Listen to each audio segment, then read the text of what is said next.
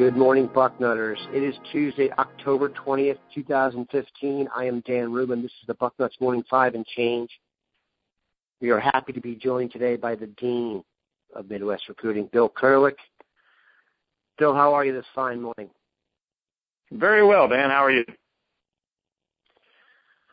I'm looking out at a cold, gray day in the Gem City, which must mean it's the fall. Not that good of an outlook. Unlike Ohio State recruiting, it was a huge weekend. Today we are going to bring you completely up to speed on Ohio State recruiting for the class of 2016. There's been a lot of moving parts. There's been a lot of defections. There's been a discussion of defections. We've brought in the best, the Dean, to go through the Ohio State target list and give us an update, some quick, some with a little more detail on every guy Ohio State is still recruiting in the class of 2016. All right, Bill, I'm starting at the top. At the top of the list are three guys, Rashard Gary, Gregory Little, and Dexter Lawrence. And for those that want to follow along with this, this is on the Ohio State 2016 football targets page, which you can get from the drop-down menu. Just click on football recruiting, then click on targets, and you'll be there. And the players are ranked based on their 24/7 composite rating. So based on rankings, I'm starting over here. Rashard Gary, Gregory Little, and Derek Lawrence, about 1,000 pounds worth of football player, none of which I expect to come to Ohio State. Do we need to talk about either of the three of these guys right now, meaning they have a chance to come here? Well, Rashard Gary and Gregory Little, no. I don't, unless something drastic were to happen, I don't see either one of them coming. The reason that Gregory Little has been on there is that he has said that he is going to make an official visit to Ohio State.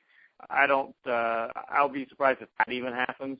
The one we want to talk about a little bit is Dexter Lawrence, because he is making an official visit to Ohio State, and he is at a position of extreme need for Ohio State, obviously being defensive tackle. But Dexter is going to be here in Columbus the weekend of November 21st, when Ohio State plays Michigan State. Now, still, I think it's a bit of a long shot for Ohio State to end up getting him, but not impossible. Definitely not impossible. He is going to make the visit, and you just never know what will happen. That means Ohio State is one of his choices to seriously consider. So get him on campus, see what Larry Johnson and Urban Meyer can do, and you hope for the best. And that's kind of where it stands.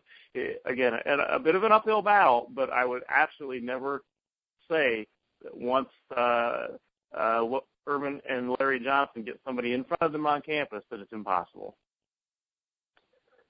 All right, let's digress for a second here and talk about this. Would you agree that they're probably going to go after a defensive tackle in this class regardless if they get one of the guys on their list? Do you think it's that point right now where they're going to take one regardless, or are they willing to have a class without a bigger defensive tackle in it, knowing they already have Malik Barrow? Well, you've got the really the big four, as I like to call them, if you want to put Rashard Gary in there, but you've got the four of Rashard Lawrence, who visited this past weekend, Dexter Lawrence, who is visiting November 21st. Then, of course, you've got the guy that we've talked about so much in Antwuan Jackson. There's no doubt that Ohio State continues to pursue him hard and have a chance at him. Definitely have a chance at him. It's almost certainly going to be Ohio State or Auburn. You've got Rashard Gary, who there's virtually no shot at. So if they don't get one of those guys, then I think they won't give up. But I don't think there's any guarantee they'll get a tackle. I think they will, but I think the recruiting of the defensive tackles will digress, I should say, to guys that are possible flip guys or guys that have come on late. Last year, the guy that's going to play this weekend, in all likelihood, Robert Landers. He was one of those type guys. So I don't think they're going to end up without another defensive tackle in the class. It's just that the recruiting may have to spread out to guys that they could flip late or develop late. Good to know. And we thank Bill for taking care of the Rashard Lawrence, Antwuan Jackson discussions on our list here. Next two guys up, or next I have Mique Juarez. Take it from there. Do you really think he's kind of been one of those names that's kind of floated on the periphery. It hasn't gone away, but it hasn't moved to the front. Where do we stand with Mr. Juarez? Well, he was most recently committed to USC, decommitted with everything that's happened out there, and is going to make an official visit to Ohio State, he tells me. What Ohio State has going for them is that they really want another linebacker in the class. What's going to make it difficult, I think, is that Mique is out there obviously on the West Coast, and UCLA is recruiting him, and that's going to be a tough battle to beat the Bruins for a kid out there in Torrance, California. So, again, he's planning to make an official visit, but I think that's going to be tough getting him off of the West Coast. Now that he's decommitted from USC, I think UCLA is definitely the school to beat at this point. Another guy, depending on who you talk to be the top safety in the class, Brandon Jones out of Nacogdoches, Texas.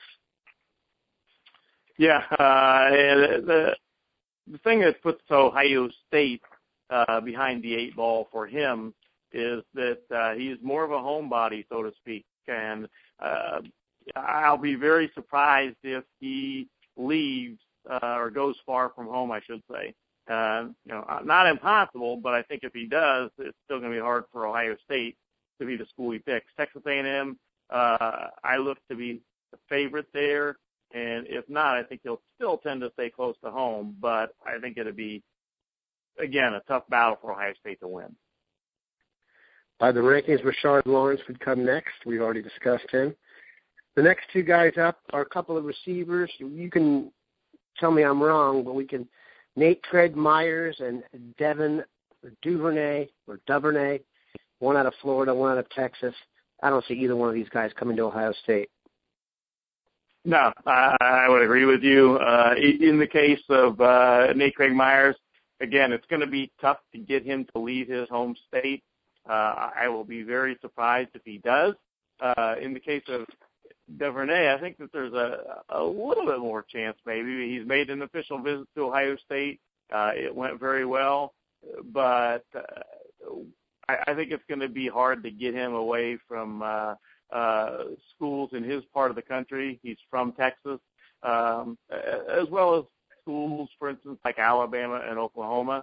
But, again, he did make a visit. It did go very well. I just think that's going to be a tough battle as well. Next up on the list is, of course, Antwuan Jackson, guy we talked about ad nauseum.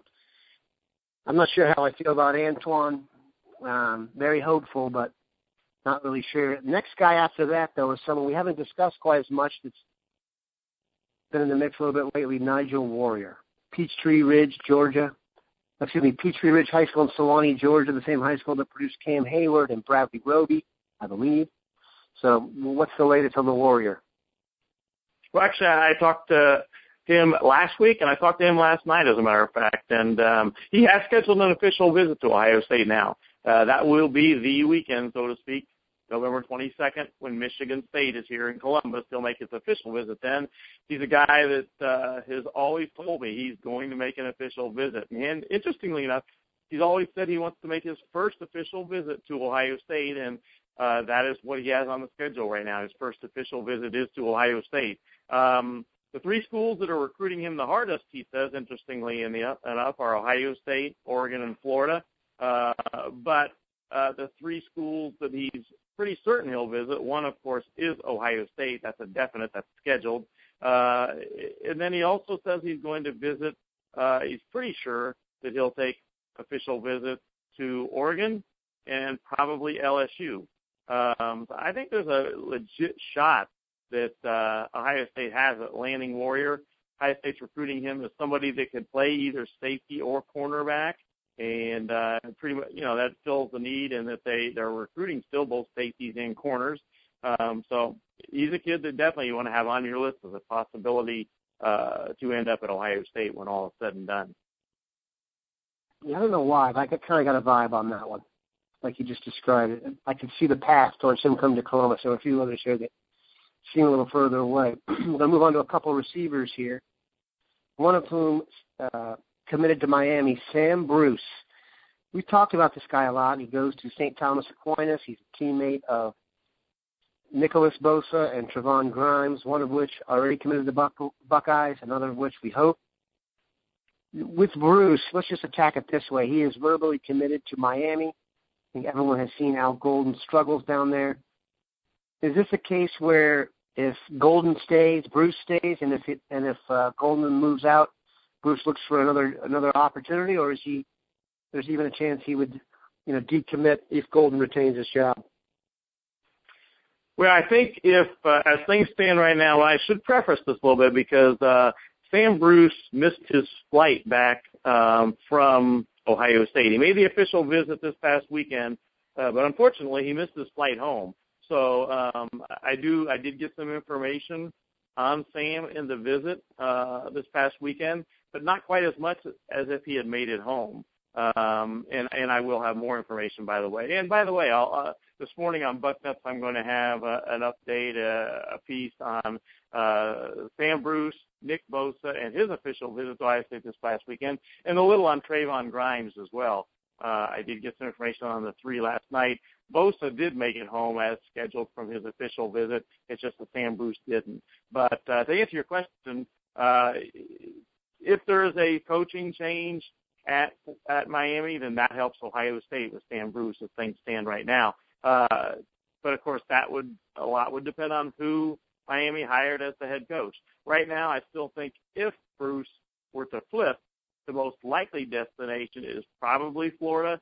But I was told that the visit went well. That Sam Bruce had a good time at Ohio State. It's just that I need to get more information once. Now he is home now. He just didn't get home on time at all. So Bruce, I think, they have a shot, but it's going to be hard. He, again, is one of those guys that family and all could make it difficult for anybody to get him away from either Miami or the Florida Gators. All right, Bill, I'm not saying I will cry, but if we don't get this next guy, I may call in sick the next day. Binjimin Victor, wide receiver out of Coconut Creek, to me is besides Antwuan Jackson, who I think fills a huge need, or a defensive tackle, I think they need Ben Victor. What's the deal? What's the apple of my eye? Well, he had a great visit to Ohio State. In fact, I believe the title I put on the story I wrote yesterday on Bucknuts was something along the line of, it was nuts at Ohio State this past weekend for the game and all. And he meant that in a very positive way. Had a great time at Ohio State. The Buckeyes are squarely in the running, and I know he sees the need at Ohio State the Buckeyes have for a tall wide receiver, somebody that can get the job done in the red zone, so to speak, and also be a deep threat because he is a deep threat. Saw him catch a great deep ball at Ohio State's Friday Night Lights, but very much Ohio State's in the running. He won't go out and say Ohio State's the leader. He's not to that point, but I think right now that Ohio State, if he was going to pick right now, I really believe he would pick Ohio State. Now, there's a ways to go before signing day, but right now I'm pretty close to crystal balling him to Ohio State. I know that we've talked about this class and that there are 2 5-star defensive ends in the United States in the class, Jonathan Cooper and Nick Bosa, and both are coming to Ohio State. I really think Austin Mack and Binjimin Victor would make a similar impact in terms of the receiver position, especially because Ohio State really hasn't had the bigger type guys in there. But to add Victor and Austin Mack in the same class would be tremendous. For those of you who haven't read it, Austin Mack did his own recruiting of Binjimin Victor over the weekend. It sounds like that's been something pretty consistent. They get along great, which was really nice to see. But to me, Victor, I'm not going to say he's the most important guy left on the board, but I think it's extremely important. All right, the next guy has my favorite nickname, the Shark, Jeffrey McCulloch from Aldine Davis in Texas, about 6'3", 230-pound linebacker. I'm always leery of getting guys out of Texas, especially guys that highly recruited. Do you think McCulloch is seriously interested in Ohio State or just kind of doing the recruiting dance?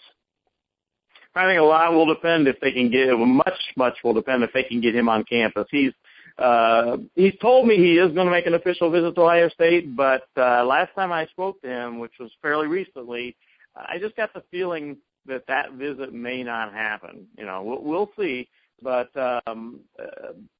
it'll, obviously if they don't get him on campus for that official visit, they have no shot. If they are able to get him on campus for that official visit, I think that gives them maybe a 25 to 30% chance. Again, he's going to be a hard guy to get out of his part of the country. He is from Aldine Davis High School in Houston, Texas, and getting guys to come up from Texas, not easy, certainly not impossible. He's had some pretty good success down there, but it's always an uphill battle, and in his case, will be a bit of an uphill battle. There's a certain quarterback who wears number 16 is from the state of Texas. I think you're pretty familiar with, Bill. Two new guys who've kind of popped up on the radar recently, or maybe new to me, obviously not new to the Dean, but Malek Young out of Georgia, Malek Young out of Coconut Creek, Binjimin Victor's teammate, and Marquill Osborne, defensive back committed to Tennessee. Both have been, dancing with the Buckeyes here. What are the chances they flip either one of those guys? Yeah, after this weekend, I think things went well enough that Ohio State has a legitimate shot at both of them.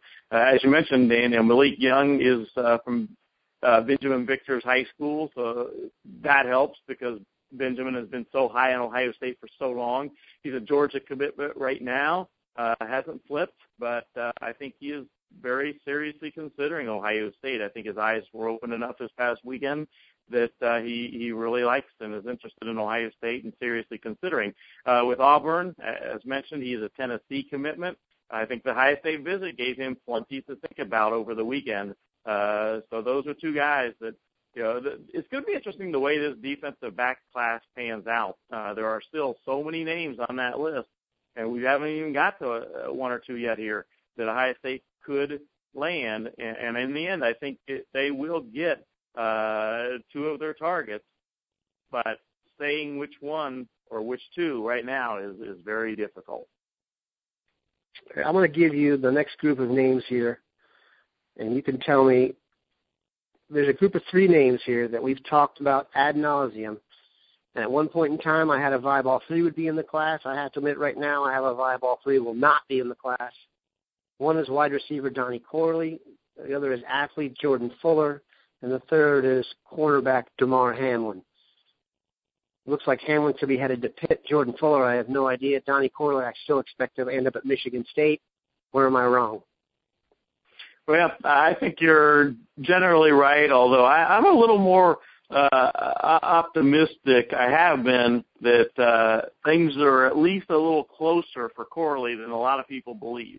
I think Michigan State is the team to beat.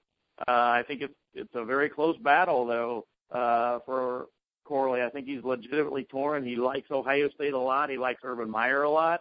And, I think that one's a little closer than people think, but I would give the edge to Michigan State.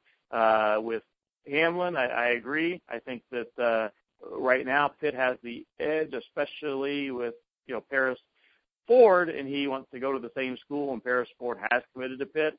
I would certainly, if I were picking right now, go with Pitt for Hamlin, but I would not rule out Ohio State. Luke Fickell's done a great job of recruiting him, for instance, and the Ohio State staff in general has done a great job. So they're still working on that one. It's not out of the question.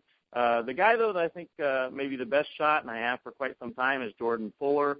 I expect him to make an official visit to Ohio State, but he's not to the point where I would crystal ball him to the Buckeyes right now. But I do think Ohio State has a very legitimate shot at landing Jordan Fuller.